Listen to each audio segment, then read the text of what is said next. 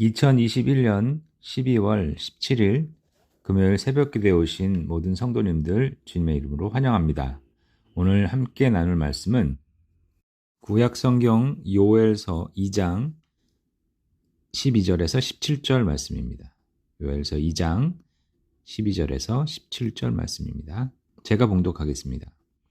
여호와의 말씀에 너희는 이제라도 금식하며 울며 애통하고 마음을 다하여 내게로 돌아오라 하셨나니 너희는 옷을 찢지 말고 마음을 찢고 너희 하나님 여호와께로 돌아올지어다. 그는 은혜로우시며 자비로우시며 노하기를 더디하시며 인애가 크시사 뜻을 돌이켜 재앙을 내리지 아니하시나니 주께서 혹시 마음과 뜻을 돌이키시고 그 뒤에 복을 내리사 너희 하나님 여호와께 소제와 전제를 드리게 하지 아니하실는지 누가 알겠느냐? 너희는 시온에서 나팔을 불어 거룩한 금식일을 정하고 성회를 소집하라. 백성을 모아 그 모임을 거룩하게 하고 장로들을 모으며 어린이와 젖 먹는 자를 모으며 신랑을 그 방에서 나오게 하며 신부도 그 방에서 나오게 하고 여호와를 섬기는 제사장들은 낭실과 제단 사이에서 울며 이르기를 여호와여 주의 백성을 불쌍히 여기소서 주의 기업을 욕되게 하여 나라들로 그들을 관할하지 못하게 하옵소서 어찌하여 이방인으로 그들의 하나님이 어디 있느냐 말하게 하겠나이까 할지어다. 아멘. 요엘서 1장은 여호와의 날이 올 때에 있게 될 재앙 중 하나인 메뚜기 재앙을 예언했는데요. 1장은 전체적으로 그 과거에 초점이 맞춰 있는 반면에 2장은 미래에 그 초점을 두고 있습니다. 2장에서는 여호와의 날에 있게 될 보다 크고 두려운 대재앙을 예언하고 있습니다. 요엘서에서는 출애굽할 때 있었던 10가지 재앙의 이미지를 몇 가지 사용하면서 여호와의 날에 있을 재앙의 정말 무섭고도 완전함을 강조하고 있습니다. 여러분도 잘 아시듯이 메뚜기 재앙은 8번째 재앙이었는데요. 이 8번째 재앙 다음인 9번째 재앙은 흑암 재앙이었습니다. 그런데 메뚜기 재앙이 온 다음에 2장 2절을 보면 어둡고 캄캄한 날이 올 것이다 라고 하면서 이 출애굽에 있던 10가지 재앙의 이미지를 이용하고 있는 것을 볼 수 있습니다. 더불어서 크고 두려운 메뚜기 떼 같은 군대가 재앙의 도구로 온다고 했는데 이 군대는 그 누구도 아닌 하나님께서 일으킨 군대라는 것을 예언하고 있는데요. 바로 이 모든 것은 재앙과 심판은 하나님의 주권에 달려있다 하는 것을 계속해서 강조하고 있는 것입니다.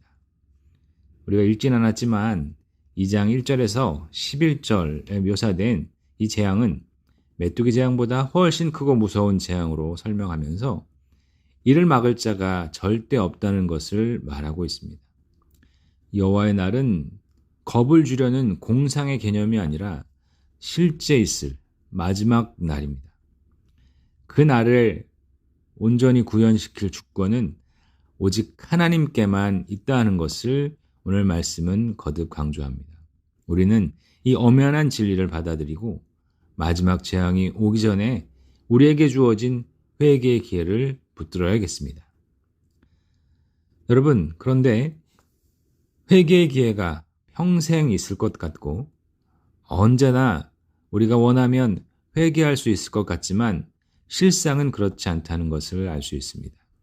우리의 일상을 보면 우리가 회개의 기회가 계속 주어지는 것을 알고 있지만 회개하지 않고 뒤로 밀어두거나 외면하고 있다는 것을 또 우리는 확인합니다. 우리가 게을러서 그렇겠죠.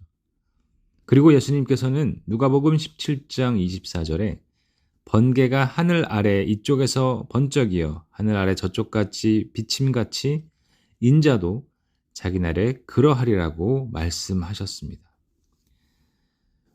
우리에게 남아있던 회개의 날이 하루아침에 사라질 수도 있다는 말씀입니다. 하나님께서 예정하신 날은 그 누구도 알 수 없습니다. 개인적인 재앙의 날이나 혹은 모든 사람이 함께 겪을 공동체적인 재앙의 날 모두가 우리에게 달려있는 것이 아니라 하나님께 달려있기 때문에 그렇습니다. 저와 여러분이 우리에게 주어진 시간이 많지 않다는 것을 알고 날마다 우리에게 주어진 회개의 기회를 붙들기를 소망합니다. 요엘 선지자는 회개의 핵심을 지적했습니다. 옷만 찢는 회개를 하지 말고 마음을 찢는 참된 회개를 해야 한다고 했습니다. 여러분, 우리가 옷만 찢는 회개가 있다 하는 것을 주의해야 합니다.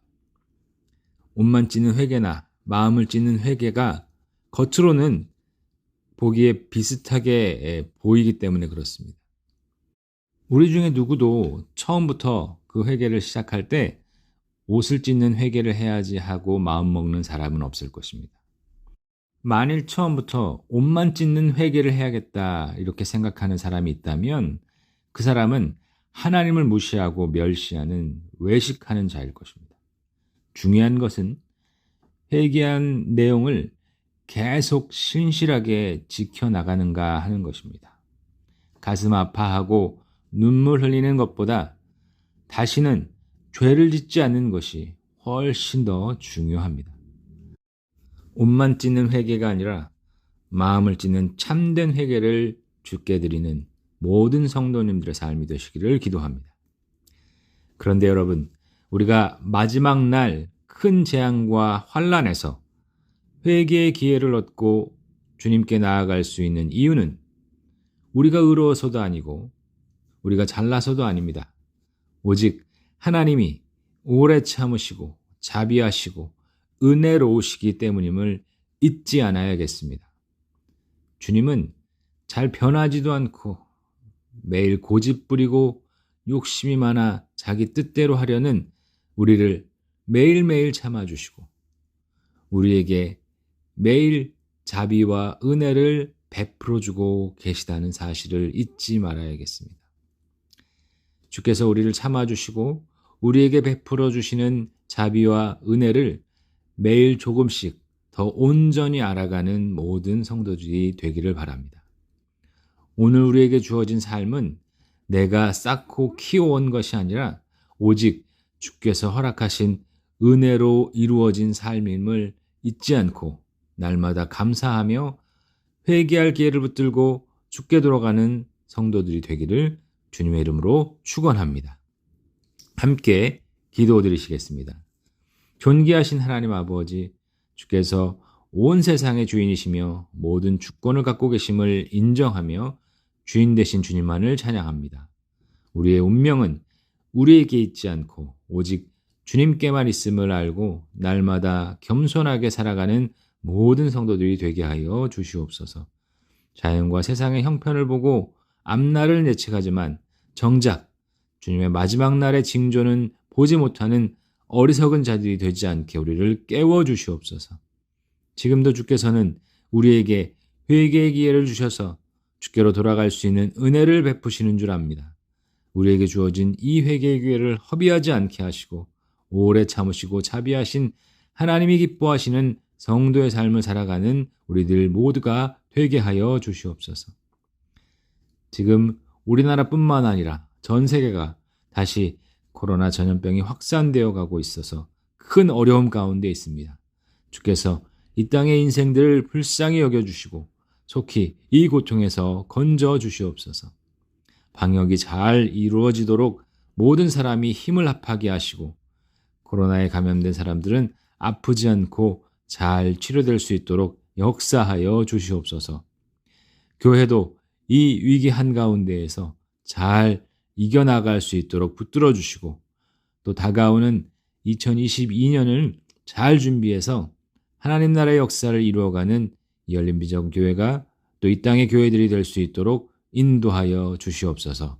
이 모든 것을 감사드리며 우리 주 예수님의 이름으로 기도드릴 때 우리 구주 예수 그리스도의 은혜와 하나님 아버지의 극진하신 사랑하심과 성령 하나님의 감화 감동 역사하심이 회개하기를 기뻐하며 주어진 회개의 기회를 놓치지 않고 날마다 회개의 삶을 살아가기를 원하는 성도들 머리 위에 영원토록 함께 있을지어다. 아멘.